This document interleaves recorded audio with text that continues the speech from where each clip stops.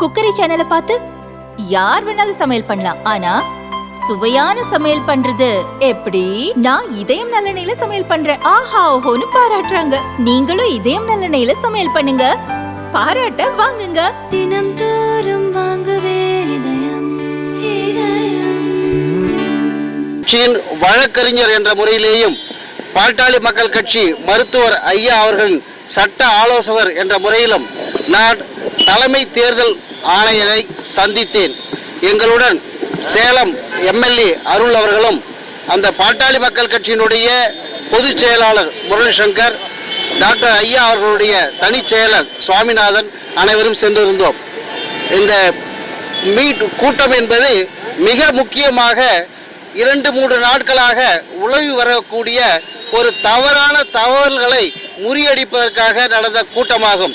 பாட்டாளி மக்கள் கட்சியை பொறுத்தவரையிலே அவருடைய சட்ட விதிகளின்படி தேர்ந்தெடுக்கப்பட்ட தலைவர் மருத்துவர் டாக்டர் ஐயா தான்.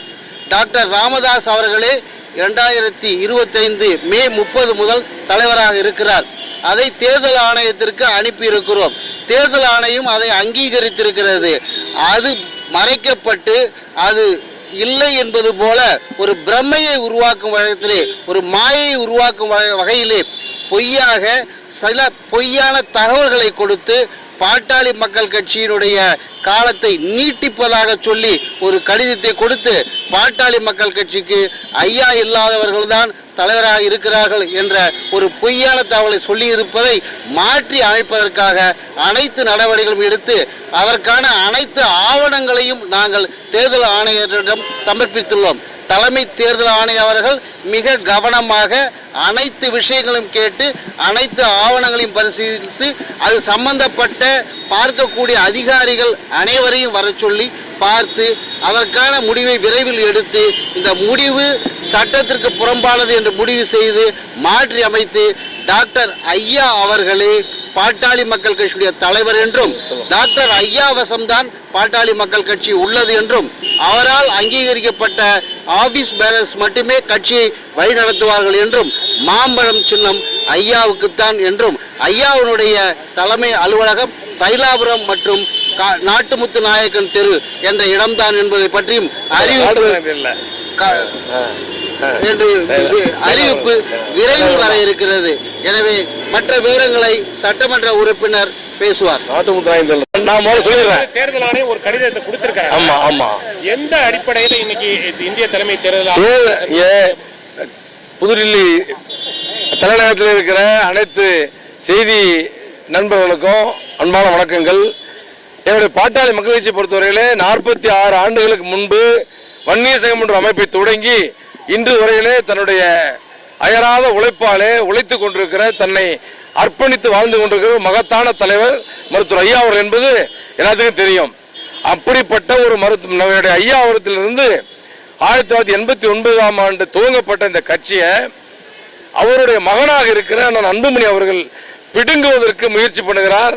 அதற்காக பல வேலைகளை அவருக்கு இருக்கிற சில சட்ட ஆலோசகர்கள், இந்த பாலு மாதிரி ஒண்ணுமே தெரியாத சட்ட ஆலோசகர்லாம் வச்சுக்கிட்டு பண்றாங்க.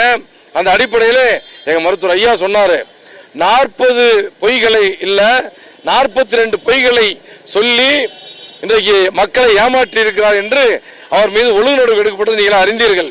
இங்கே நான் தேர்தல் கமிஷனுக்கு எங்களுடைய மருத்துவர் ஐயாவுடைய சட்ட ஆலோசகர் நம்முடைய டாக்டர் வழக்கறிஞர் அருள் அண்ணா அவரோடு என்னுடைய பொதுச் செயலாளர் அவர்களோடு நம்முடைய ஐயா சுவாமிநாதன் நாங்களாம் வந்து பார்க்கும் பொழுது இன்றைக்கு காலையில் உங்களுக்கே தெரியும் 10 மணிக்கு உள்ளே போனோம். இதுவரையில் 1:30 மணி வரைக்கும் 2 மணி வரைக்கும் அங்கே இருக்கிற தலைமை தேர்தல் அதிகாரியை பார்த்தோம். சரி, தலைமை தேர்தல் ஆணையாளரே பார்த்தோம். தலைமை தேர்தல் ஆணையாளர் 9:45 மணிக்கு அவராக கூப்பிட்டு எங்கள்கிட்ட அந்த விவரங்கள் எல்லாம் கேட்டார். அது குறித்து மிக விரிவாக அவரிடத்தில் ஆங்கிலத்திலும் இந்தியிலையும் அவருடைய விளக்கி கூறினோம். இப்போ என்னன்னா முழுக்க தவிர நாங்கள் 12 கடிதங்களை இங்கே கொடுத்துருக்கிறோம். மருத்துவர் ஐயாவுடைய தரப்பில் மருத்துவர் ஐயாவுடைய உதவியாளர் சாமிநாதன் அவர்கள் நேரிலே வந்தும் கடிதத்தில் நம்ம அருளண்ணன் மூலமாகவும் 12 கடிதங்களை கொடுத்துருக்கிறோம். இதுவரையில் ஒரு கடிதத்தை கூட எங்களுக்கு அக்னாலஜ்மெண்ட் வரல. அதற்கான எங்களுடைய வருத்தத்தை அங்கே பதிவு செய்தோம். அவங்க அக்னாலஜ்மெண்ட் வந்திருக்குது, அதுக்கான பதில் வரல. அக்னாலஜ்மெண்ட் கொடுக்க யூஸ்ஃபுல்லான பதில் வரலங்கிற எங்களுடைய வருத்தத்தை அவரிடத்துல பதிவு செய்யும் பொழுது அவங்களும் ரொம்ப ஷாக் ஆனாங்க. எப்படின்னா இது வந்து நம்ம தைலாபுரம் தோட்டம் அலுவலகம் தைலாபுரம் தோட்டம் தான் 63 நாட்டுமுத்து நாயக்கன் தெரு இல்லை அப்படிங்கிற முகவரியை தைலாபுரம்னு மாற்றும் பொழுது எங்களுக்கு தெரிஞ்சது இந்த முகவரியை 10 திலக் தெருக்கு மாற்றிட்டாங்கன்னு சொல்லி. அதே மாதிரி நம்முடைய அண்ணன் அன்புமணி அவருடைய பதவி காலம் முடிஞ்சு 2 நாள் கழிச்சு தான் ஐயா தலைவராக பதவி ஏற்றுக்கிறாரு. அதையும் மறைச்சு 26 வரைக்கும் இருக்குன்னு சொல்லி ஒரு தவறான தகவலை இங்கே கொடுத்திருக்கிறார்கள். அதே மாதிரி பொதுக்குழுவே இல்லை, பதவி போய் 2 மாதம் கழிச்சு தலைவராக மருத்துவர் ஐயா அவர்களும் பொதுச் செயலாளராக தம்பி முரளிசங்கர் அவர்களும் பொருளாளராக மஞ்சூர் அவர்களும் நம்ம நடந்து முடிந்த பொதுக்குழுவில் தேர்ந்தெடுக்கப்படுகிறார்கள். நிர்வாக குழு பொதுக்குழு தேர்ந்தெடுக்கிறது. அந்த தகவலையும் மறைச்சு அண்ணன் அன்புமணி அவர்களே அங்கே தலைவராக இருப்பதாக, வடிவேல் ராவணே பொதுச் செயலாளராக இருப்பதாக, திலகபாமாவே பொருளாளராக இருப்பதாக ஒரு தவறான ஒரு ஆபீஸ் பேரர் கொண்டு வந்து இங்கே கொடுத்திருக்கிறார்கள். அதையும் தவறு. எப்படின்னா பதவி போய் 2 மாதம் கழிச்சு எப்படி ஆக்ஷன் பண்ண முடியும்? அந்த பொதுக்குழுவை கூட்டுவதற்கு அவருக்கு அதிகாரம் இல்லை. இதெல்லாம் நான் எடுத்து சொல்லும் பொழுது அதிகாரிகள் பேரதிர்ச்சிக்குள்ளானார்கள். இந்த மாதிரியான செய்திகள் எல்லாம் அவங்களிடத்தில் மறைக்கப்பட்டிருக்கிறது. தேர்தல் ஆணையம் ஏமாற்றப்பட்டிருக்கிறது. தேர்தல் ஆணையத்தை ஏமாற்றி தான் கடிதங்கள் பெற்றிருக்கிறார்கள். இன்னொன்று பொறுத்த வரைக்கும், எங்களை பொறுத்த வரைக்கும் நீதி கிடைக்கும் என்று நம்புகிறோம். நாங்கள் அவரை சொன்னோம், பீகாரில் நடந்த செய்தி மாதிரி பாட்டாளி மக்கள் கட்சியை ஏமாற்றி தமிழ்நாட்டில் சில சதித்திட்டங்கள் நடக்கிறது. நிச்சயமாக தமிழ்நாட்டு மக்கள் விடமாட்டார்கள். என்னன்னா, பாட்டாளி மக்கள் கட்சியை பொறுத்தவரையில் மருத்துவர் ஐயா அவர்கள் தான் தலைவர். மருத்துவர் ஐயா அவர்கள் பின்னாலே தான் லட்சோப லட்சம் மக்கள் இருக்கிறார்கள். 2.5 கோடி வன்னியருடைய பாதுகாவலர் டாக்டர் ஐயா அவர்கள் மட்டுமே. இதை அவருக்கு சொல்லிடும் பொழுது அவங்க கேட்டுக்கிட்டாங்க. இதனுடைய சட்டபூர்வமான விவரங்களை மிக தெளிவாக அவர்களுக்கு எடுத்துரைத்திருக்கிறோம். அவர்களும் ஏற்று இப்போ உடனடியாக எங்களுக்கு என்ன ஒரு ஆச்சரியம் என்னன்னா, உடனே நாங்கள் தலைமை அந்த அதிகாரிகிட்ட பேசிட்டு இருக்கிறோம். அப்பவே தலைமை தேர்தல் அதிகாரி கூப்பிடுறாரு, தலைமை தேர்தல் ஆணையாளர் கூப்பிடுறாரு. ஆணையாளர் கூப்பிட்டு அந்த 3 அதிகாரிகளை உட்கார வச்சு இது குறித்து என்ன ஏதுங்கிறத விரிவா தீர விசாரிச்சுட்டு இருக்கிறாரு. எங்களுக்கு ரொம்ப நம்பிக்கை கொடுத்திருக்கிறது. அருள் சார், நீங்க சொன்னீங்க 12 கடிதங்கள் நாங்க இந்திய தலைமை தேர்தல் ஆணையத்திற்கு அனுப்பியிருக்கோம். அதே மாதிரி அன்புமணி தரப்புலையும் பல கடிதங்களை அனுப்பியிருக்கிறாங்க இல்லையா? 2 பார்ட்டியுடைய கடிதங்களையும் பரிசீலித்து தான் இந்த முடிவை எடுத்து அன்புமணிக்கு வந்து ஒரு கடிதத்தை அனுப்பியிருக்கிறாங்க. நீங்க இப்போ என்ன சொல்றீங்க? நாங்க போட்ட கடிதத்தை அவங்க இல்ல அதுதான் எங்க கடிதத்தை தேர்தல் ஆணையம் ஒருதலை பட்சமாக செயல்படுகிறது சார்.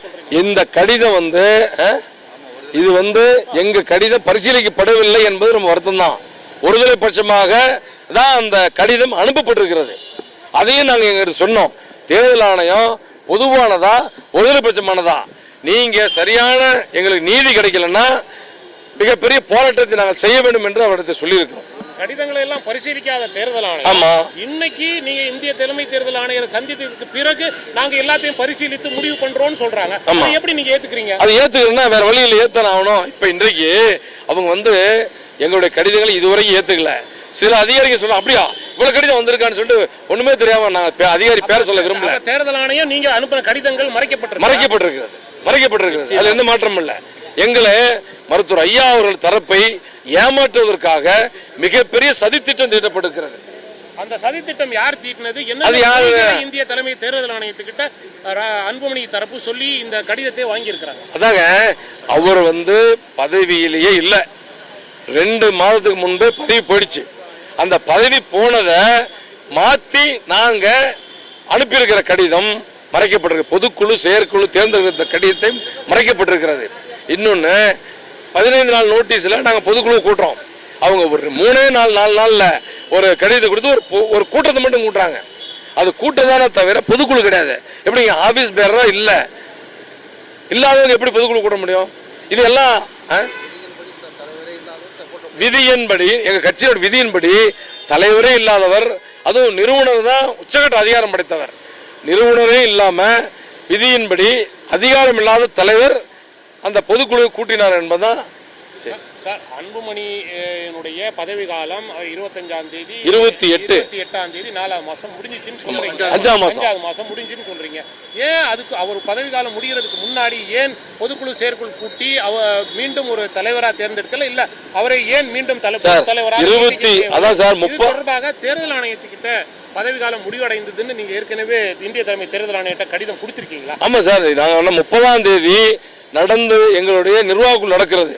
அந்த நிர்வாக குழுவில் எவனா இந்த மாதிரி தலைவர் பதவி காலியா இருக்குது, அன்புமணி அவர்கள் கட்சியுடைய விரோத நடவடிக்கையில் ஈடுபடுகிறார்னு சொல்லி நிர்வாக குழு விவாதிக்கும் பொழுது அங்க நிர்வாக குழு உறுப்பினர் எல்லாம் ஒட்டுமித்த கருத்தோடு சொன்னாங்க, ஐயா நீங்க தான் பதவி ஏற்றுக்கணும், நீங்க நிர்வாகம் பண்ற வரைக்கும் வெற்றியை மட்டும் பெற்றிருந்தோம், அந்த தலைமை மாறும் பொழுதுதான் அது அடுத்தவங்க தலையிட வரும் பொழுதுதான் நம்மளோட வெற்றி வாய்ப்பை இழக்கிறோம், நீங்களே தலைவர் பதவி ஏற்றுக்குன்னு நிர்வாக குழு உறுப்பினர்கள் சொல்றாங்க.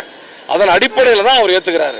அதைத் தொடர்ந்து நிர்வாக குழு உறுப்பினர்கள் சொன்னதை நம்ம ஓமந்தூரில் நடந்த செயற்குழு 30ஆம் தேதி நடந்த செயற்குழு அங்கீகரிக்குது. அந்த அங்கீகரித்த பின்னாடி ஆகஸ்ட் மாதம் நடக்கிற பொதுக்குழு அதை மீண்டும் அங்கீகரிக்குது. இது எல்லா கடிதத்தையுமே தேர்தல் கமிஷனுக்கு அனுப்பிச்சிருக்கிறோம். அவருடைய பதவி காலம் முடியறதுக்கு முன்னாடியே நீங்க பொதுக்குழு செயற்குழுவை கூட்டி புதிய தலைவர் அதை முடியறதுக்கு முன்னாடி ஏன் பாட்டாளி மக்கள் கட்சி காலம் தாழ்த்தி கிடையாது? அப்படி இல்லைங்க, அது வரைக்கும் அவர் பதவியில் இருக்கிறார். பதவியில் இருக்கும் பொழுது அவர் மேல நடவடிக்கை எடுக்கணும்னு ஒரு நோக்கம் யாருக்கும் வரல. ஐயா பொதுக்குழு கூட்டி ஒரு பொதுக்குழு கூட்டும் பொழுதுதான் மைக்கு தூக்கி அடிக்கிறாரு. அப்பதான் ஐயா சொல்றாரு, எப்ப இந்த கட்சி நிறுவனம் எனக்கு முன்னாடியே மைக்கு தூக்கி அடிச்சா இவரால தமிழ்நாடுல மக்களுக்கு நல்லது செய்ய முடியாதுன்னு சொல்லிதான் அந்த முடிவு எடுக்கிறார் ஐயா. அதற்கு ஒட்டு கேட்கும் கருவி வைக்கிறாரு. இந்த மாதிரி பல செய்திகளை உங்களுக்கு தெரியும், ஐயாவும் நிறைய குற்றச்சாட்டுகளை சொல்லியிருக்கிறார். அதை நான் மீண்டும் இங்க உங்ககிட்ட சொல்ல விரும்பல. தேர்தல் ஆணையம் ஏமாற்றப்பட்டிருக்கிறது, ஏமாற மாட்டாங்கன்னு நம்புறோம். இல்லைன்னா பீகார்ல நடந்த மாதிரி தமிழ்நாட்டிலையும் இவங்க செய்யறதுக்கு துணை போவாங்கிறத மக்கள் மன்றத்தில் நாங்கள் எடுத்து வைப்போம். சார், இந்த முகவரி மாற்றம் ஏற்கனவே அன்புமணி ராமதாஸ் 2022 தேர்ந்தெடுக்கப்பட்ட போதும் தேர்தல் ஆணையத்துக்கு ஒரு கடிதம் கொடுத்திருக்கிறாருன்றாங்க. 2013 ஜி.கே. மணியும் ஒரு கடிதம் ஜி.கே. மணி கடிதம் கொடுக்கலைங்க, அது தவறான செய்தி. எப்படின்னா பொங்குதமிழ் அறக்கட்டளைன்னு சொல்லிட்டு எங்களுடைய மருத்துவர் ஐயா அவர்கள் துவக்கிய 32 அமைப்புகள், அந்த அமைப்புகளில் ஒன்று பொங்குதமிழ் அறக்கட்டளைங்கிறது எங்களுடைய நாட்டுமுத்து நாயக்கன் தேர்தலில் சில பணிகள் நடக்கும் பொழுது அங்கே ஐயா இருப்பார். அந்த அடிப்படையில் தானே தவிர அது பொங்குதமிழ் அறக்கட்டளை தவிர கட்சியினுடைய அலுவலகத்தை பொங்குதமிழ் அறக்கட்டளை என்னையும் மாற்ற சொல்ல 63 நாட்டுமுத்து நாயக்கன் தெரு தேனாம்பேட்டை தான் பாட்டாளி மக்கள் கட்சி துவங்கிய காலம் தொட்டு நேற்று வரையில் இருந்தது. இப்போதான் ஒரு 2 மாதத்துக்கு முன்னாடி மருத்துவர் ஐயா அவர்கள் தைலாபுரம் தோட்டத்துக்கு அதை மாத்திரன்னு சொல்லி தேர்தல் ஆணையத்துக்கு கடிதம் கொடுத்துருவோம், அலுவலகத்தையும் மாற்றிருக்கோம். தலைமை அலுவலகத்தை மாற்றுறதுலாம் பயிலாவில் போகணும்னு அவசியம் இல்லைங்க சார். சரிங்க பாரு, பயிலா அந்த அதான் 63 நாட்டுமுத்து நாயக்கன் தெரு தான். ஆமா சார், ஏங்க 63 நாட்டுமுத்து நாயக்கன் தெரு தான் எங்க பதிவு செய்யப்பட்ட அலுவலகம். அது ஒரு மாதிரி சின்ன சந்துங்கிறதுனால இன்னொன்னு நான் கேட்கறேன், தமிழ்நாட்டு மக்கள் இதெல்லாம் பார்த்துட்டு இருக்க மக்கள்கிட்ட கேட்கறேன், பாட்டாளி முயற்சியுடைய அலுவலகம் தலைமை எதுன்னு சொல்லுவாங்க? திண்டிவனம் தைலாபுரம் சொல்லுவாங்க. இது குழந்தை கேட்டா கூட தெரியும். அங்கீகரிக்கப்பட்ட ஒரு இடம் சார், அங்கீகரிக்கப்பட்ட இடம் தான் அங்கீகரிக்கப்பட்ட இடம் தான் தைலாபுரம் தோட்டம். இப்ப தைலாபுரம் தோட்டத்துக்கு மாத்திட்டோம். தலைவர், பொதுச் செயலாளர், பொருளாளர் 3 பேர் சேர்ந்தா மாத்துறாங்க. பாமக உறுப்பினர் சேர்க்கை தைலாபுரம் முகவரியில நடத்துறதுக்கு தேர்தல் ஆணையம் சென்னை ஆபீஸ் அது பகுதி ஆபீஸா நடக்குது. எங்களுக்கு அலுவலகம் என்பது தைலாபுரம் தான். ஏற்கனவே பாட்டாளி மக்கள் கட்சியினுடைய 2 தரப்பு கடிதம் கொடுத்துட்டாங்க. அதை பரிசீலிச்சு சார், இரண்டு தரப்புன்னு சொல்லாதீங்க. பாட்டாளி மக்கள் கட்சி என்பது ஒன்று மட்டும்தான். அது மருத்துவர் ராமதாஸ் ஐயா, எங்களுடைய தலைவர் மருத்துவர் ஐயா அவர்களை நிறுவனராக கொண்டு அவரை தலைவராக கொண்டிருக்கிற கட்சி தான் பாட்டாளி மக்கள் கட்சி. தவிர அது ஒரு குழு தான். நாங்க கட்சி தவறான முடிவு எடுத்திருக்குதா? தேர்தல் ஆணையம் தலைமுறை எடுத்துட்டு தான் நீ சொன்னோம், அப்பீல் பண்ணிருக்கோம். அதுக்கு என்ன காரணம்? அது அவங்க தவறான தகவல், தவறான செய்திகளை பேப்பர்லாம் கொடுத்துருக்காங்க. இப்ப நீங்க பரிசீலிக்கவே இல்லை இதுவரைக்கும் பரிசீலிக்கல. அதுக்காக தான் நாங்கள் வந்து இன்னைக்கு பேசிட்டு வந்தோம். இப்போ நீங்க இந்திய தலைமை தேர்தல் ஆணையர்கிட்ட என்ன கோரிக்கை சார் எங்க இப்போ வந்துங்க மாம்பழம் சின்னம் என்பது பாட்டாளி மொழியை கொடுத்துருக்காங்க. அதுதான் மருத்துவர் ஐயா அவர்கள் உருவாக்கிய நிறுவிய தலைவராக இருக்கிற பாட்டாளி மொழி தான் கொடுத்துருக்காங்க. அது முகவரி மாறி கடிதம் அங்கே சென்றிருக்கிறது. அந்த கடிதத்தில் முகவரியில மாற்றணும்னு கேட்டிருக்கிறோம். அப்படிதான் கேட்டிருக்கிறோம், மாற்றணும்னு கேட்டிருக்கிறோம். அதே மாதிரி இப்ப பாட்டாளி மக்கள் தலைவருங்கிறது முடிவு செய்ய வேண்டிய தேர்தல் ஆணையம் கிடையாது. தேர்தல் ஆணையம் யார் தலைவர் முடிவு அது தெளிவாக சொல்லிருக்குது. அன்புமணி தலைவராக சொல்லல, பாட்டாளி மக்கள் தலைவர் தான் போட்டிருக்கு. அது எங்க ஐயா தான். தமிழ்நாட்டு மக்கள் பாட்டாளி மக்கள் தொண்டர்கள் வன்னிய மக்கள் எல்லாருமே ஓட்டு போடுறோம். பாட்டாளி மக்கள் ஓட்டு போடுறவங்க அத்தனை பேரும் தலைவராக மருத்துவர் ஐயாவை தான் ஏற்றிருக்கிறாங்க. அன்புமணிக்கு அனுப்பப்பட்ட அந்த கடிதத்தினுடைய நகல் வந்து டாக்டர் ராமதாஸுக்கு வந்திருக்கா? அந்த நகல் வந்திருக்கா சார்? அலுவலகம் தான் சார் தப்பா போயிருங்க. அந்த நகலே வந்து அது இப்போ வந்து புதுசு இல்லை, அது பழசு. இவங்க செட்டப் பண்ணி பட்டாசு வெடிக்கிறாங்க. தமிழ்நாட்டில் செட்டப் பண்ணி அங்கங்க ஒரு 10 இடத்துல பட்டாசு வெடிச்சு, அதாவது தேர்தல் ஆணையத்தை எப்படி ஏமாத்தினாங்களோ அது மாதிரி பாட்டாளி மக்கள் கட்சிக்காரங்களும் ஏமாத்த முயற்சி பண்றாங்க. தலைமை தேர்தல் ஆணையர் என்ன சொல்றாரு சார்? உங்க கோரிக்கைகள்லாம் தலைமை ஆணையர் பரிசீலிப்பேன்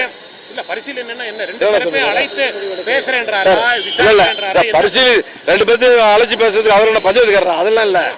அவர் எங்க பக்கம் இருக்கிற நியாயத்தை கேட்டிருக்கிறோம், வழங்குவதாக சொல்லியிருக்கிறார். புனையப்பட்ட கடிதம் சொல்ல, ஏமாற்றி பெறப்பட்ட கடிதம். தேர்தல் ஆணையத்தை ஏமாற்றி பெறப்பட்ட கடிதம். அப்படிதான் தெரியுது, அப்படிதான் தெரியுது, அப்படிதான் தெரியுது, அப்படிதான் தெரியுது. அதான் ரெண்டு தரப்பு மனு கொடுக்குறீங்க. அவங்க ஒரு தரப்புக்கு சாதகமாக ஒரு முடிவை எடுக்கிறாங்க. அப்ப யாரு அந்த தரப்பிற்கு சாதகமாக அல்லது அவங்களுக்கு உறுதுணையாக இருந்து இது போன்ற ஒரு கடிதத்தை அதுல இன்னொன்னு பொதுச்சா சொன்ன மாதிரி அதுல இங்க ஒரு ட்விஸ்ட் சொன்னாங்க. டாக்டர் ராமதாஸ் அப்படின்னாங்க. ஆமாங்க அப்படின்னோம். டாக்டர் ராமதாஸ் அப்படின்னா உங்களுக்கே தெரியும், டெல்லியில அண்ணா அன்புமணி என்ன சொல்லுவாங்க? டாக்டர் ராமதாஸ் தான் சொல்றாங்க. அந்த அடிப்படையில் பெயர், அதுக்காக தான் ஐயா வந்து என்ன சொன்னாரு, ஏம்பா ஆர் அன்புமணின்னு மட்டும் போட்டுக்கப்பா, என்னோட பேரை பயன்படுத்தி தான் சொன்னாரு. ஐயாவுடைய பேரை பயன்படுத்தி தான் இந்த இது ரெண்டு பேரும் ஒண்ணுங்கிற மாதிரி அது ஒரு மாதிரி ஜிக்ஜாக் பண்ணாதான் அவர் இன்னும் சில வார்த்தைகள் சொல்ல விரும்பல. தில்லாலங்கடி வேலை, தில்லாலங்கடி வேலை. அன்புமணியை பொறுத்தவரையில அவர் தேசிய ஜனநாயக கூட்டணி கூட வந்து தேர்தலை சந்திக்கணும் அப்படின்றது வெளிப்படையாகவே அவர் பல இடங்கள்ல வந்து சொல்லியிருக்கிறார். ஒருவேளை அந்த கூட்டணியில அவர் சேருவதற்காக பாரதிய ஜனதா கட்சி உறுதுணையாக இருந்து இது போன்ற நடவடிக்கை, தேர்தல் கூட்டணியை பொறுத்தவரையில முடிவு செய்ய வேண்டிய தலைவர் எங்களுடைய மருத்துவர் ஐயா அவர்கள்.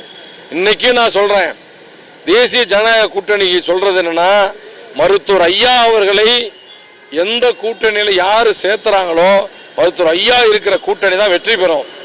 ஏமாந்து ஆசை வார்த்தையை மோச வார்த்தையை காட்டி யாரு ஏமாந்து போறாங்க. ஒருவேளை அன்புமணி தலைமையிலான அந்த குழு வந்து யாரையும் நான் சொல்றது மருத்துவர் ஐயா தான் தலைவர். பாட்டாளி மக்களுடைய தலைவர் மருத்துவர் ஐயா. அவரு சொன்னாதான் தமிழ்நாட்டில் வன்னிய மக்கள் ஓட்டு போடுவாங்கிறத அழுத்த நிறுத்தமா நல்லா உங்ககிட்ட உளவுத்துறை இருக்குது, மத்தியில இருக்குது, மாநிலத்தில் இருக்குது, எல்லாத்தையும் தேர்ந்தெடுத்து கேட்டுங்க. வாக்காளர்கள் மருத்துவ ஐயா பின்னாடி தான் இருக்கிறாங்க. ஆனா அருள் எம்எல்ஏ சொல்றது மாதிரி இல்லாம அன்புமணிக்கு பின்னாடியே நிறைய பேர் போறாங்க. அது நிர்வாகிகள் சார். நான் ஐயா தான் தெளிவா சொல்லிட்டாங்களே. மொத்தம் 108 மாவட்ட செயலாளர்கள், 100 மாவட்ட செயலர் அவர் வந்து அவர் மிரட்டியோ ஆசை வார்த்தை பதவி. ஒரு உதாரணத்துக்கு சொல்றேங்க, மாநில துணைத் தலைவர் பதவிங்கிறது மருத்துவர் ஐயா இருக்கு. ஐயா நிர்வாகத்துல மாட்டு சமுதாயத்துக்கு மட்டும் ஒரு மாவட்டத்துக்கு ஒன்று போடுவார். இன்னைக்கு மாநில துணைத் தலைவர் பதவியை முந்தானத்தை எங்க சேலம் மாவட்டத்தை மட்டும் 5 துணைத் தலைவர் போட்டிருக்கிறாங்க. யாரு கேட்டாலும் பதவி. இப்ப ராமகிருஷ்ணன் சார் வந்து இந்த எங்க பாட்டாளி கட்சியில வந்து சேர்ந்து துணைத் தலைவர் கொடுத்தாதான் வரணும்னு எங்க அண்ணன் அன்புமணி போட்டு விட்டுருவாரு. பாட்டாளி மக்கள் கட்சி ராமதாஸ் நிறுவனராக துவங்கப்பட்ட கட்சி. அந்த கட்சியில வந்து இப்ப எவ்வளவு உறுப்பினர்கள் இருக்கிறாங்க? ராமதாஸ் தலைமையிலான அந்த கட்சியில வந்து எவ்வளவு உறுப்பினர்கள் இருக்காங்க? அன்புமணிக்கு பின்னாடி மொத்தமா பாருங்க. பாட்டாளி மக்கள் கட்சி கடந்த தேர்தலில் 5.87% வாக்குகளை பெற்றோம். உங்களுக்கு தெரியும், கன்னியாகுமரி, நாகர்கோவில், தென்காசி, தேனி மாவட்டத்தில் பாட்டாளி கட்சி இல்லை. 2016 ஒரு சின்ன கணக்கு மட்டும் சொல்றேன். சேலம் மாவட்டத்தில் 11 தொகுதியில் மாற்றம் முன்னேற்றம் அன்புமணிங்கிற தலைப்பில் மருத்துவர் ஐயா அவர்கள் அந்த தேர்தலில் சேலம் மாவட்டம் மட்டும் 3 லட்சம் ஓட்டு வாங்கணும் 11 தொகுதியில். ஆக 3 லட்சம் வாக்காளர்களுமே ஐயா கிட்ட தான் இருக்கிறாங்க. அந்த பொறுப்பாளர்கள் அங்கங்கே போகிறாங்க வர்றாங்க. அதுக்கு நான் ஒன்றும் சொல்ல முடியாது. பொறுப்பாளர் என்ன எதிர்காலம் அந்த காலம் இந்த காலங்கிறாங்க. இன்னைக்கு சோத்துக்கு வழி இல்லை. இன்னைக்கு உயிரோடு இருந்தால் தான் நாளைக்கு வாழ முடியும். அது தெரியாமல் அந்த தம்பிகள்லாம் பண்ணுறாங்க. ஐயாவே பாட்டாளி கழிச்சு எங்களுக்கு நீதி தேர்தல் ஆணையத்தில் கிடைக்கும். பாட்டாளி மக்கள் கட்சியினர் 100க்கு 100% ஐயா பேண்டு தான் இருக்கிறாங்க. 100க்கு 100 பாட்டாளி மகிழ்ச்சிகள் ஐயா பேண்டு இருக்காங்க. சில நிர்வாகிகள் மட்டும்தான் அங்கே இருக்கிறாங்க. தேர்தல் ஆணையம் எங்களுக்கு விரைவில் நல்ல தீர்ப்பை வழங்கும். அப்படி வழங்காவிட்டால் ஐயா கலந்து முடியும். ஆமா, கட்டாயம் கோர்ட்டுக்கு போவோம், மக்கள் மன்றத்தை கூட்டி போராடுவோம். தேர்தல் ஆணையத்தை பத்தி நாங்க மக்கள்கிட்ட பேச வேண்டியிருக்கோம்.